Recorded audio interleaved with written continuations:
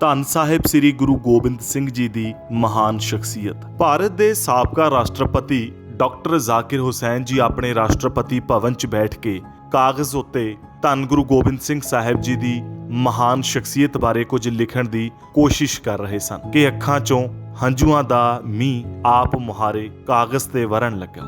42 ਸਾਲ ਦੀ ਕੁੱਲ ਉਮਰ 'ਚ ਸਮੁੱਚਾ ਸਰਬੰਸ ਮਨੁੱਖਤਾ ਲਈ ਵਾਰ ਕੇ ਵੀ ਰੱਬ ਦੇ ਭਾਣੇ ਤੇ ਸ਼ੁਕਰ ਵਿੱਚ ਸਿਰ ਝੁਕਾ ਦੇਣਾ, ਇਹ ਧੰਨ ਸ੍ਰੀ ਗੁਰੂ ਗੋਬਿੰਦ ਸਿੰਘ ਸਾਹਿਬ ਜੀ ਦੀ ਮਹਾਨ ਸ਼ਖਸੀਅਤ ਦੇ ਹਿੱਸੇ ਆਇਆ। ਅਜਿਹੇ ਮਹਾਨ ਸਤਿਗੁਰੂ ਜੀ ਦਾ ਪ੍ਰਕਾਸ਼ 22 ਦਸੰਬਰ 1666 ਨੂੰ ਪਟਨੇ ਦੀ ਧਰਤੀ ਤੇ ਮਾਤਾ ਗੁਜਰ ਕੌਰ ਦੀ ਕੁੱਖੋਂ ਪਿਤਾ ਸ੍ਰੀ ਗੁਰੂ ਤੇਗ ਬਹਾਦਰ ਜੀ ਦੇ ਗ੍ਰਹਿ ਵਿਖੇ ਹੁੰਦਾ। 9 ਸਾਲ ਦੀ ਛੋਟੀ ਉਮਰ ਤੱਕ ਪ੍ਰਭੂ ਦੀ ਪ੍ਰੇਮਾ ਭਗਤੀ ਦੇ ਪ੍ਰੇਮ ਰੰਗ ਵਿੱਚ ਅਜਿਹੇ ਰੰਗੇ ਗਏ ਕਿ ਭਗਤੀ ਤੇ ਸ਼ਕਤੀ ਦੇ ਮੁਜੱਸਮੇ ਬਣ ਕੇ ਪ੍ਰਗਟ ਹੋਏ। ਇਹੋ ਕਾਰਨ ਹੈ ਕਿ ਪਿਤਾ ਧੰਨ ਗੁਰੂ ਤੇਗ ਬਹਾਦਰ ਸਾਹਿਬ ਜੀ ਦੀ ਜਦ ਕਸ਼ਮੀਰੀ ਪੰਡਤਾਂ ਦੀ ਫਰਿਆਦ ਧਰਮ ਦੀ ਆਜ਼ਾਦੀ ਤੇ ਸਮੁੱਚੀ ਮਾਨਵਤਾ ਦੇ ਮਨੁੱਖੀ ਅਧਿਕਾਰਾਂ ਨੂੰ ਜਿਉਂਦਾ ਰੱਖਣ ਲਈ ਆਪ ਸ਼ਹਾਦਤ ਪ੍ਰਾਪਤ ਕਰਨ ਲਈ ਦਿੱਲੀ ਵੱਲ ਟੁਰੇ ਤਾਂ ਗੁਰੂ ਨਾਨਕ ਸਾਹਿਬ ਜੀ ਦੇ ਘਰ ਦੀ ਜ਼ਿੰਮੇਵਾਰੀ 9 ਸਾਲ ਦੇ ਗੋਬਿੰਦ ਰਾਏ ਜੀ ਨੂੰ ਸੌਂਪ ਕੇ ਗੁਰੂ ਗੋਬਿੰਦ ਰਾਏ ਦੇ ਰੂਪ ਵਿੱਚ ਤਖਤ ਤੇ ਬਿਰਾਜਮਾਨ ਕੀਤਾ। ਧੰਨ ਗੁਰੂ ਤੇਗ ਬਹਾਦਰ ਸਾਹਿਬ ਜੀ ਦੀ ਸ਼ਹਾਦਤ ਤੋਂ ਬਾਅਦ ਭਾਈ ਜੈਤਾ ਜੀ ਦਿੱਲੀ ਤੋਂ ਪਾਵਨ ਸੀਸ ਲੈ ਕੇ ਆਨੰਦਪੁਰ ਸਾਹਿਬ ਪਹੁੰਚਦੇ ਨੇ ਤਾਂ ਹੱਥਾਂ 'ਚ ਗੁਰੂ ਪਿਤਾ ਦਾ ਪਾਵਨ ਸੀਸ ਲੈ ਕੇ ਰੱਬ ਅੱਗੇ ਸੀਸ ਝੁਕਾ ਕੇ ਇਹੋ ਅਰਦਾਸ ਕਰਦੇ ਨੇ ਕਿ ਹੇ ਸੱਚੇ ਪਾਤਸ਼ਾਹ, ਸ਼ੁਕਰ ਹੈ ਆਪ ਜੀ ਨੇ ਗੁਰੂ ਨਾਨਕ ਸਾਹਿਬ ਜੀ ਦੇ ਘਰ ਦੀ ਲਾਜ ਰੱਖ ਲਈ। ਤੇ ਭਾਈ ਜੈਤਾ ਜੀ ਨੂੰ ਆਪਣੇ ਗਲ ਨਾਲ ਲਾ ਕੇ ਕਿਹਾ, ਇਤਿਹਾਸ ਦੇ ਬੋਲ ਨੇ ਰੰਗ ਰੇਟਾ ਗੁਰੂ ਕਾ ਬੇਟਾ। ਸੰਗਤ ਵਿਰਾਗ ਕਰਨ ਲੱਗੀ ਤਾਂ ਗੁਰੂ ਜੀ ਨੇ ਰੱਬੀ ਭਾਣੇ ਤੇ ਰਜ਼ਾ 'ਚ ਰਹਿਣ ਲਈ ਧੀਰਜ ਦਿੱਤਾ। ਆਨੰਦਪੁਰ ਸਾਹਿਬ ਜੀ ਦੀ ਪਾਵਨ ਧਰਤੀ ਤੇ ਗੁਰੂ ਪਾਤਸ਼ਾਹ ਜੀ ਨੇ ਨੀਚਾਂ ਅੰਦਰ ਨੀਚ ਜਾਤ, ਨੀਚੀ ਹੂੰ ਅਤ ਨੀਚ, ਨਾਨਕ ਤਿਨਕੇ ਸੰਗ ਸਾਥ, ਵੱਡਿਆਂ ਸਿਉ ਕਿਆ ਰੀਸ, ਜਿੱਥੇ ਨੀਚ ਸੰਭਾਲੀਆਂ ਤਿੱਥੇ ਨਦਰ ਤੇਰੀ ਬਖਸ਼ੀਸ਼। ਇਸ ਮਹਾਨ ਫਲਸਫੇ ਨੂੰ ਆਖਰੀ ਜਾਮਾ ਪਹਿਨਾਉਣ ਲਈ ਯਤਨਸ਼ੀਲ ਹੋਏ ਤਾਂ ਇਤਿਹਾਸ ਦੇ ਬੋਲਾਂ 'ਚੋਂ ਇਹ ਗੱਲ ਪ੍ਰਗਟ ਹੋ ਗਈ ਕਿ ਇਨ ਗਰੀਬ ਸਿੱਖਨ ਕੋ ਦਿਉ ਪਾਤਸ਼ਾਹੀ, ਇਹ ਯਾਦ ਰੱਖੇ ਹਮਰੀ ਗੁਰਿਆਈ।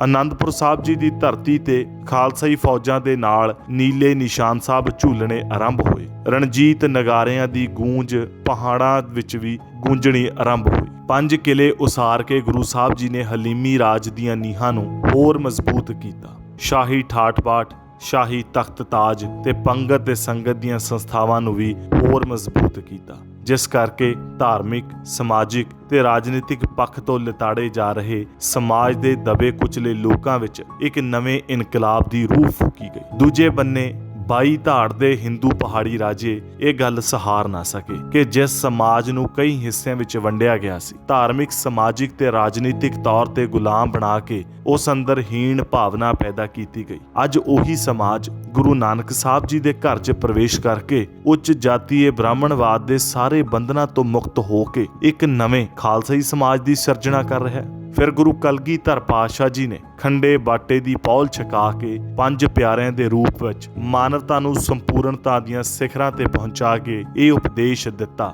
ਜਾਗਤ ਜੋਤ ਜਪੈ ਨਿਸਬਾਸਰ, ਏਕ ਬਿਨਾ ਮਨ ਨੈਕ ਨ ਆਨੈ, ਪੂਰਨ ਪ੍ਰੇਮ ਪ੍ਰਤੀਤ ਸਜੈ, ਵਰਤ ਗੋਰ ਮੜੀ ਮਠ ਭੂਲ ਨ ਮਾਨੈ, ਤੀਰਥ ਦਾਨ ਦਇਆ ਤਪ ਸੰਜਮ, ਏਕ ਬਿਨਾ ਨ ਏਕ ਪਛਾਨੈ, ਪੂਰਨ ਜੋਤ ਜਗੈ ਘਟ ਮੈਂ, ਤਬ ਖਾਲਸ ਤੈ ਨਾ ਖਾਲਸ ਜਾਨੈ।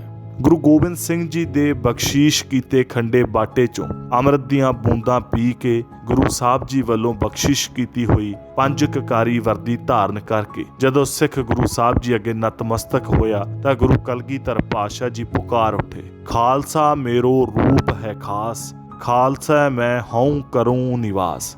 ਤੇ ਗੁਰੂ ਸਾਹਿਬ ਜੀ ਦੇ ਇਸ ਖਾਲਸੇ ਨੇ ਸੰਸਾਰ ਦੇ ਇਤਿਹਾਸ ਵਿੱਚ ਅਜਿਹੀਆਂ ਮੱਲਾਂ ਮਾਰੀਆਂ ਕਿ ਜਿਸ ਦੇ ਮੁਕਾਬਲੇ ਸੰਸਾਰ ਦੇ ਇਤਿਹਾਸ ਵਿੱਚ ਕੋਈ ਦੂਸਰਾ ਬਦਲ ਹੀ ਨਹੀਂ। ਇਸ ਸਾਰੀ ਕਹਾਣੀ ਨੂੰ ਮੈਕਾਲਫ ਇਸ ਤਰ੍ਹਾਂ ਬਿਆਨ ਕਰਦਾ ਹੈ, ਸਿੱਖ ਗੁਰੂ ਸਾਹਿਬਾਨ ਤੋਂ ਪਹਿਲਾਂ ਦੁਨੀਆ ਦੇ ਕਿਸੇ ਵੀ ਜਰਨੈਲ ਨੇ ਉਹਨਾਂ ਇਨਸਾਨਾਂ ਨੂੰ ਜਥੇਬੰਦ ਕਰਨ ਦਾ ਖਿਆਲ ਤੱਕ ਨਹੀਂ ਸੀ ਕੀਤਾ ਜਿਨ੍ਹਾਂ ਨੂੰ ਗੁਆਂਢੀ ਜਨਮ ਤੋਂ ਹੀ ਦੁਰੇ ਕਰ ਦੁਰਕਾਰਦੇ ਰਹੇ ਸਨ। ਪਰ ਗੁਰੂ ਗੋਬਿੰਦ ਸਿੰਘ ਜੀ ਨੇ ਉਹਨਾਂ ਅਖੌਤੀ ਨੀਵੀਆਂ ਜਾਤਾਂ ਵਿੱਚ ਜਿਨ੍ਹਾਂ ਨੂੰ ਸੰਸਾਰ ਦੀ ਰਹਿੰਦ ਖੂੰਦ ਕਿਹਾ ਜਾਂਦਾ ਸੀ, ਅਜਿਹੀ ਸ਼ਕਤੀ ਭਰੀ ਕਿ ਉਹ ਯੋਧੇ ਹੋ ਨਿਬੜੇ। ਤੇ ਫਿਰ ਯੋਧੇ ਵੀ ਅਜਿਹੇ ਜਿਨ੍ਹਾਂ ਦੀ ਦ੍ਰਿੜਤਾ, ਦਲੇਰੀ ਤੇ ਵਫਾਦਾਰੀ ਨੇ ਆਪਣੇ ਆਗੂ ਨੂੰ ਕਦੇ ਮਾਯੂਸ ਨਹੀਂ ਕੀਤਾ।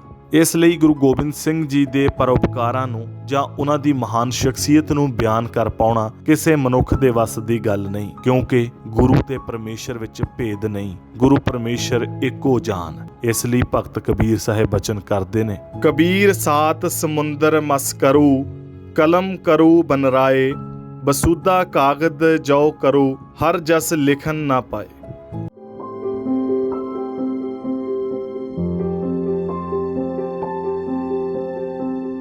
ਜੇਕਰ ਤੁਹਾਨੂੰ ਸਾਡਾ ਇਹ ਉਪਰਾਲਾ ਚੰਗਾ ਲੱਗਾ ਹੈ ਤਾਂ ਇਸ ਨੂੰ ਲਾਈਕ ਕਰੋ, ਸ਼ੇਅਰ ਕਰੋ ਅਤੇ ਸਾਡੇ YouTube ਚੈਨਲ ਨੂੰ ਸਬਸਕ੍ਰਾਈਬ ਕਰੋ।